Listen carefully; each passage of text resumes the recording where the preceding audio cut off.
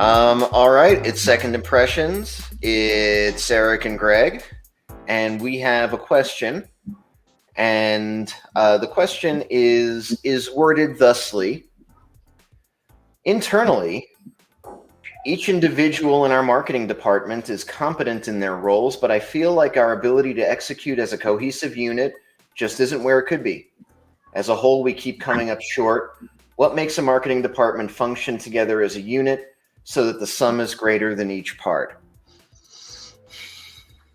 I've got some things to say about this, but I don't know if you want to kick it off. We kind of get versions of this question a lot where it does seem like people are competent in their skill set, their expertise. Everybody recognizes like that they're doing a lot of work, like they don't feel like anybody's necessarily slacking, yet somehow they're just not reaching what they need to reach. They just keep feeling like they're spinning their wheels as a team. So like even though they're checking each box, they're somehow not reaching that goal. So I definitely empathize with this issue. This is something that as an outsourced agency, we encounter this ourselves. It's not like this is Right. out of the question for any business.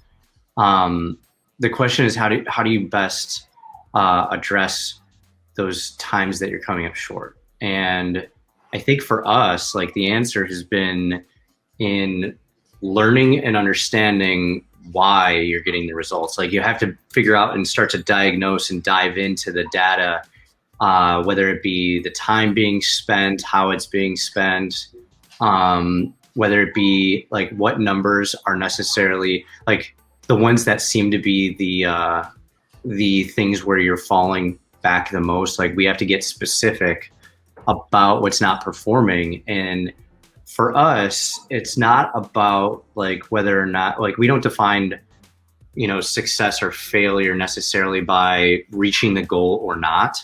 It's have we understood the process and how it looks and better like clarified what it needs to look like to continue to optimize and move forward in a more productive way. And so I think the thing that comes to mind for me is like, do you have the skill set, expertise, and experiences necessary to look at what all those dynamics are and start to better understand the parts that aren't working? It's not just like there's somehow this collective failure. There's going to be failure points. If I may say, sir, by the way, I am really enjoying your rec room setup. Right, this is a great. This is a pool house at a vacation rental that we got with the big fam. So I'm able to, at any moment when I start to get PTSD from our past failures, I'm able to look out at this pool and part of Lake Michigan and remember that this is why we do it. Very cool. I dig it. I like the foosball table and the wood paneling is like so freaking like. Yeah, it's perfectly 80s. With this, I think that a lot of it comes down to having good structure, good routines within your team, having good rituals as a team, having good communication. Because a lot of times I think that good people tend to sometimes miss each other if the communication isn't there. And if you don't have the right process as a team for working through issues, for deciding how you're going to evaluate success, and frankly, hey, what is more important to us? Is it more important to us to check the box and say, hey, this is a yes for us, we got there, this is great? Or is it more important to say, you know what, we did the right math, but we got the wrong answer. How do we fix that? Yeah. And understanding what all of that comes together as for a team, I think is critically important. I think also one thing that I see all the time is that a lot of companies will hire somebody to do their marketing. They'll hire an internal marketing manager, and then maybe there'll be a marketing coordinator under that person, or maybe there'll be, a digital marketing person. And they bring these folks in and they're expecting them to be able to do everything. Yeah.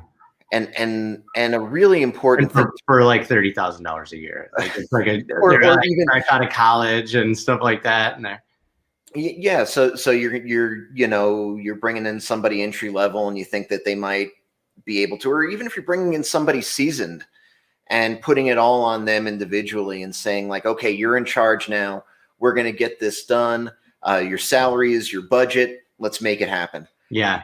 Well, especially if they're coming from like corporate America or something where there was a lot more structure around them by default, and they had a specific role that they got a lot of experience and expertise at, but then it doesn't necessarily translate to, that entrepreneurial mindset of having to wear many hats. And so even just understanding what expertise you actually have on your team, what you're able to do in-house, and which parts of it you should be looking at potentially getting, whether it's a freelancer, an agency, whatever help it is that you need, because closing a skills gap is really easy. Closing an expertise gap, closing a strategy gap, closing a gap between where your goals are and where your budget is. Those things are really hard. Yeah. But saying that my team isn't firing because we're not able to execute on thing X, well, that's something that you can possibly bring in from the outside if that's the thing that's really holding you back. The things that you can't outsource are your own strategy, your own expertise, your own priorities as an organization. Those are the things that you really need to focus on. If you keep your team focused on that stuff and make the details sort of, and the tactics sort of a lower priority, and maybe that's a thing that you outsource partially, that can help too. Sometimes folks are just overloaded and don't know how to express that. Yeah, and I think at the beginning you had a really good point that I somewhat take for granted because of the way we do things, is that you kind of have to have that process and that muscle memory first. You have to be, repeating some sort of task with some sort of consistency. You have to have that consistency, those things that you can begin to look at. It's almost like if you're just starting to get in shape, then you could probably walk it out and just get your heart rate up and focus on that. But if you're, doing CrossFit or something that has a lot more, let's say, skill built into it and a higher risk of injury and all these other things, then making those refinements because you're doing it every day becomes more important and easier to accomplish. Do you hear that? I do hear that. 1 second.